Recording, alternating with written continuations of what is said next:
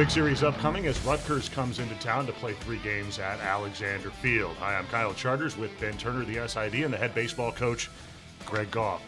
On This Week in Purdue Baseball, presented by Burke Boilermaker Golf Complex. Coach, last week we talked about how all these games in the Big Ten matter so much because at the end of the year, everyone, 3, 4 through 14 in the league is going to be, locked up within a game or two of each other. It makes this series against Rutgers, a team that's, in some of the same spot that you are, really important this weekend. It does, Kyle. It's a big weekend for us. We need all our fans to get out there and make Alexander a home field advantage for us. But it is. I think both teams are kind of in a situation where, hey, we better get this thing rolling.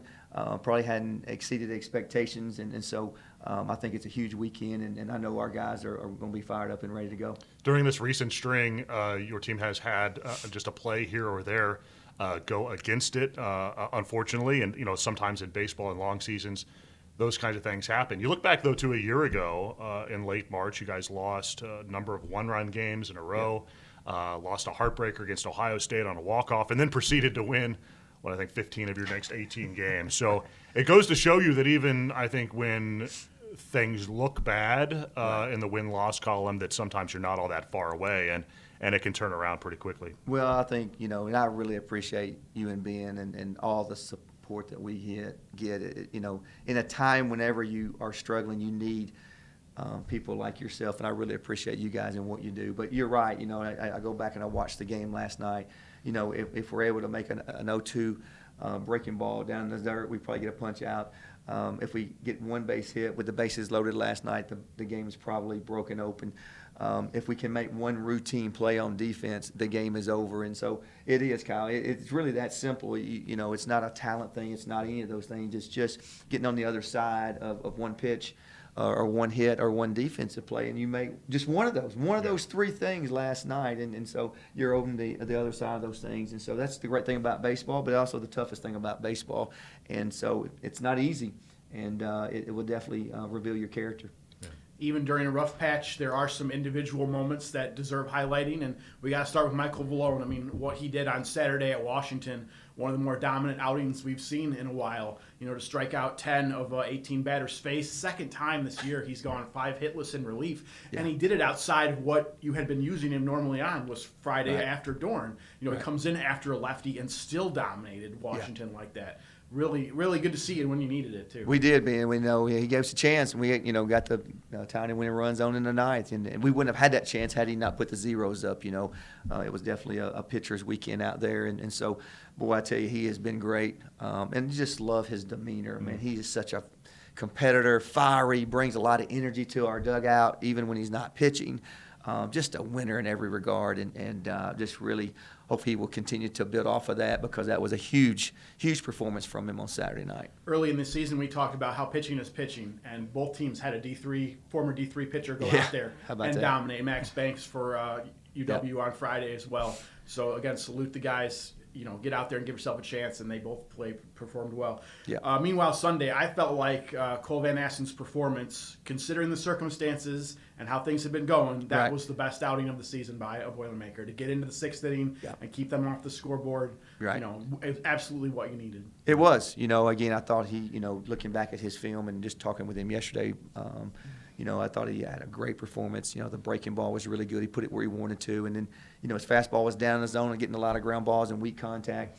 The one thing that I thought he was able to do is he'd throw some change-ups and some kind of hitters counts and kind of equalize those counts. And I thought he had a great demeanor on the mound. I thought he pitched to contact, and I thought, man, again, another great performance, especially when your offense isn't clicking. You got to go out there. It's hard to do that. It's hard to put zeros up when you don't have any runs on the board. And I just thought he had just a great demeanor about him and really pitched well.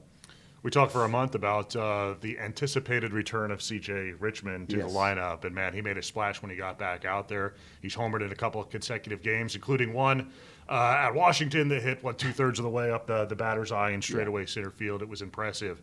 Nice to have him back in the lineup, and when everybody else starts to heat up again, it just feels like the lineup is really salty from 1 through 9. There's no doubt. He just brings a great presence in that lineup in the middle right there. I think a lot of our team loves CJ, and again, having him out for 4 weeks was tough, and so getting him back and getting him into the mode of things is really good. I'm just happy for him. What a great guy and just, tremendous athlete and a really good hitter for us. What about the moxie of Avery Cook, throwing 70 pitches on Sunday, getting a day's rest, playing in the midweek game? I doubt you wanted to use him against Indiana State, right? But forced in there for an out. But workhorse like that is nice to have in your bullpen. Well, you just, again, he comes up to me before the game and says, "Am I hot?" And I was like, "I don't make that. You tell me. You're the one that threw 74 pitches on Sunday." And he goes, "Well, if it's up to me, I'm hot." Yeah. And I said, "Well, if we have to use you in a small setting, that we will, but I really don't want to." Mm-hmm. And then the game, again, that's what I told our players afterwards. It was that, just to have that guy come up to me and tell me I'm ready to go, and then to go in a huge situation with bases loaded. That's the game. If we don't get out of that inning right there, we got no shot in the ninth. And he makes the pitch and gets out of the inning and gives us a chance. And, again, just the will to win for him is just amazing, Kyle. Yeah.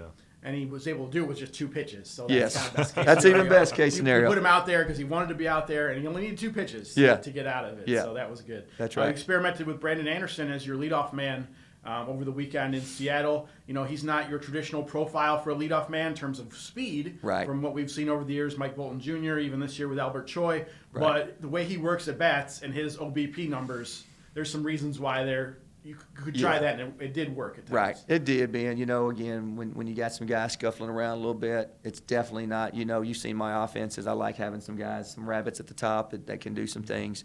But, Albert had been struggling a little bit, and so we just decided to move him up to that spot because he gets on base and so forth. And he did a good job for us, So, again, we're, looking for the right formula and get this thing going.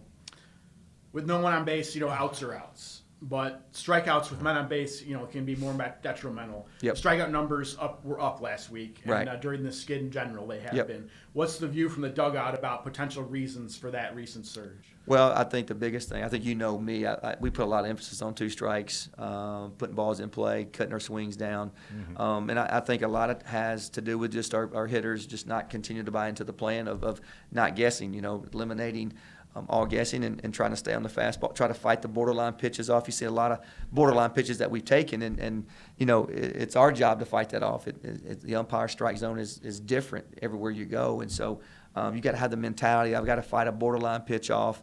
I can't guess, and I can't chase. And so that just comes with, again, just kind of buying into what we're doing, trying to shorten our swing up and valuing putting balls in play compared to striking out. And that's been kind of a nemesis for us here in the last, 2 weeks. And that's something that we take a lot of pride in and definitely got to get back to where we can put balls in play with 2 strikes. All right, let's talk balks for a minute. We saw 4 of them over the weekend at Washington. 2 of them are probably legitimate. The other 2 seemed pretty questionable. Right. I know we see different umpires, when we go west than what maybe we're typical of. But, one of them is called by the third base umpire with a lefty pitcher, which I just don't see on a pickoff move to first base. Right. I'll say that I don't see that Yeah. all that often. But, those are sort of subjective calls, right? I mean, on what exactly is going on with the pitcher and what the umpire is seeing. But how do you sort of look at those and train your guys to adjust to what's Right. being called and, Yeah. those kind of things? Sort of like in basketball, like what is a moving screen from one Sure. referee to the next? Right. It's got to be a little bit of the same, even Yeah. though it's defined Yeah. with umpires. Yeah, I was shocked. And what's so bad about it, this is a wonderful thing about our sport. The umpires came up on the next day and told us they missed it, which I appreciated, right? Yeah. You appreciate guys that admit that they were wrong. But I thought Isaac did a really good job of kind of controlling the pickoff last night. And we talked about that once those went down. We talked about making sure that we're not even questionable about breaking the rubber and things like that. So I thought he did a really good job last night of kind of calming that down Yeah. and so forth. So you got to adjust. You got a part of it. And just like I said about the 2 strike stuff with the umpires, like it's not what you think is a strike. It's what they think. They're the ones in control. And we got to make sure we make adjustments with that. It was a great series against Rutgers last year in Piscataway. I would expect a very good series. Steve Owens does a good job of getting his team ready to play, and they play hard. Yes. And it makes for great environments and great baseball games. I suspect that you anticipate seeing the same from the Scarlet Knights this weekend. There's no doubt, Kyle. He does a great job. They're hard-nosed. We went over there, and like you said, our team really played tough over there last year. Friday night, we had a lead. Blew the lead. They had bases loaded and one out, and their second best hitter up, and we got them to get into a 4-6 3-double play. Got out of it, ended up winning the extra innings. And I thought from that time again, something went our way, and next thing you know, we win 11 straight conference games. So, it's going to be a battle this weekend. We both know that there's a lot at stake, and so I can guarantee you there's going to be some great competitive baseball out there this weekend. Yeah, I would anticipate that things start to bounce your way soon. Hopefully it'll be Friday night against Rutgers. Coach, appreciate it as always. Awesome. Thank you. All right, that'll do it for this week. Back again with the podcast next week. For Ben Turner and Coach Greg Goff, I'm Kyle Charters on This Week in Purdue Baseball, presented by Burke Boilermaker Golf Complex. Play championship golf at the Burke Boilermaker Golf Complex. Enjoy great food and great drinks at the new Pete Dye Clubhouse, and shop official Purdue